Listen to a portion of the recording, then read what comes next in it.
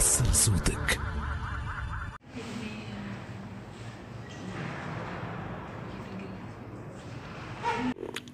Engagement pris, engagement tenu, la Tunisie sort aujourd'hui de cette liste noire des paradis fiscaux.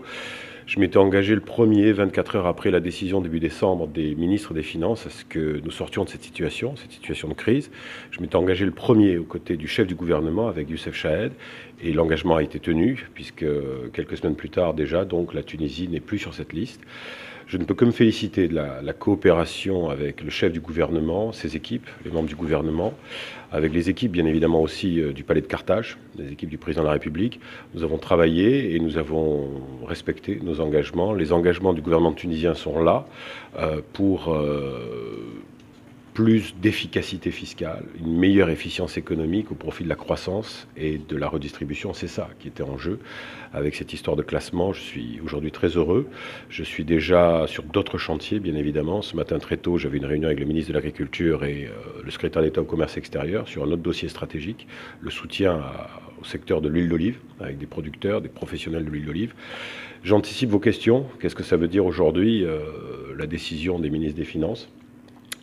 Très simplement que nous allons continuer de travailler ensemble, encore une fois, avec un objectif prioritaire, primordial, la croissance et l'emploi. Ça veut dire que tous les outils doivent être au service de la mise en œuvre de cet objectif, y compris l'outil fiscal. L'impôt, l'utilité, l'efficacité de l'impôt dans une démocratie, dans une jeune démocratie, c'est fondamental.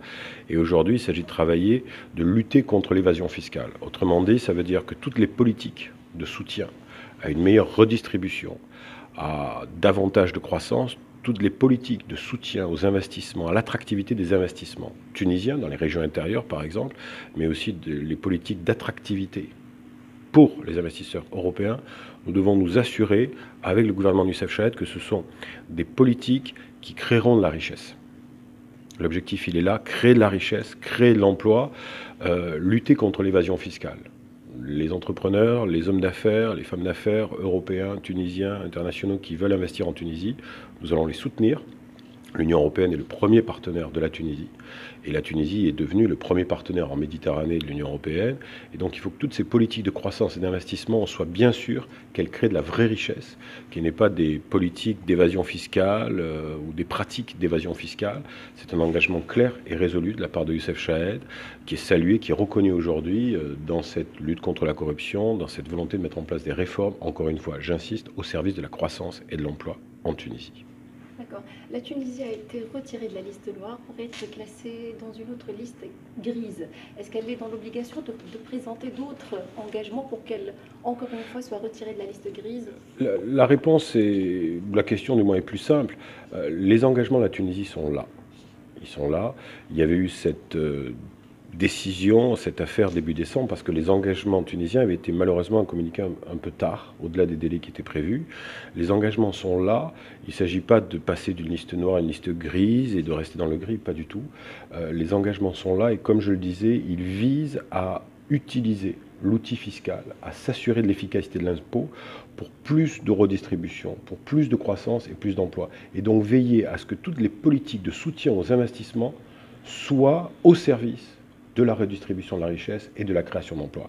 J'ai eu tout au long du mois de décembre, au-delà du chef du gouvernement et de l'administration tunisienne, beaucoup de consultations avec tous les partenaires sociaux et tout le monde est d'accord.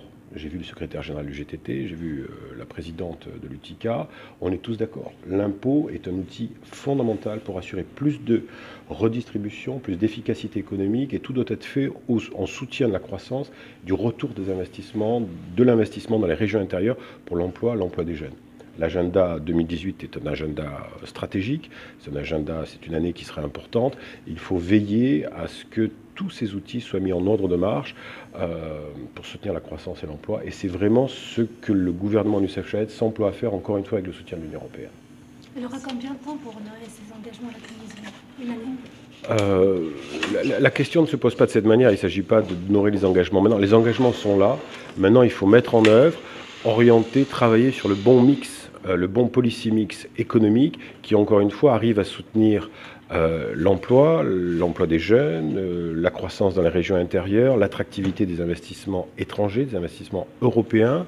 Et c'est quelque chose qui se fait au quotidien dans la mise en œuvre de la loi de finances 2018, dans les décisions sur l'agenda de réforme que prend Youssef Chahed. C'est tout cela qui va se faire au cours des mois à venir, des années à venir. Et encore une fois, Européens et Tunisiens vont travailler ensemble là-dessus.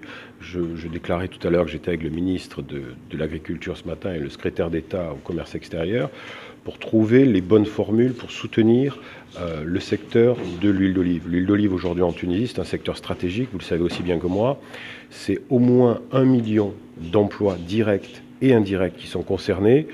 Il faut que nous travaillions ensemble, là c'est mon mandat dans les toutes prochaines semaines, c'est mon objectif, veiller à ce que les bonnes politiques, les bons outils soient mis en place pour soutenir les producteurs, les exportateurs tunisiens d'huile d'olive conditionnée. Il ne s'agit pas de travailler uniquement sur l'huile d'olive en vrac, il y a une montée en gamme de l'huile d'olive, la Tunisie est le 4e producteur mondial. Il faut trouver avec Bruxelles et Tunis les bonnes formules politiques et économiques qui permettent de soutenir ces exportations. C'était ce matin ce que je faisais. Vous voyez déjà, il y a les décisions des ministres des Finances sur les listes noires, les listes grises, les listes blanches. On passe déjà sur d'autres chantiers parce qu'encore une fois, 2018 est une année clé, ce sera une année stratégique. Comment est-ce que le suivi va se faire du côté européen ? Il va y avoir la désignation du côté tunisien d'abord d'un point de contact, d'un nouveau point de contact au niveau du ministère des Finances, avec des réunions régulières, des échanges de documents, de l'assistance. Il va y avoir des visites aussi, bien évidemment, à Bruxelles de nouveau, de secrétaires d'État, de ministres tunisiens, aussi le commissaire européen en charge de ces affaires, Pierre Moscovici, devrait venir dans les prochaines semaines, les prochains mois, et ainsi de suite. On va travailler au quotidien. Il y a mes équipes, bien évidemment, qui travaillent avec le ministère des Finances, le ministère de la Coopération et de l'Investissement sur ces dossiers, et le travail va se faire de manière tout à fait normale et transparente. Est-ce que cela puisse aboutir à faire sortir la Tunisie de la liste grise des juridictions ? On est déjà dans cet objectif et dans la mise en œuvre de ces politiques, de ces engagements qui sont là. On y est déjà de facto.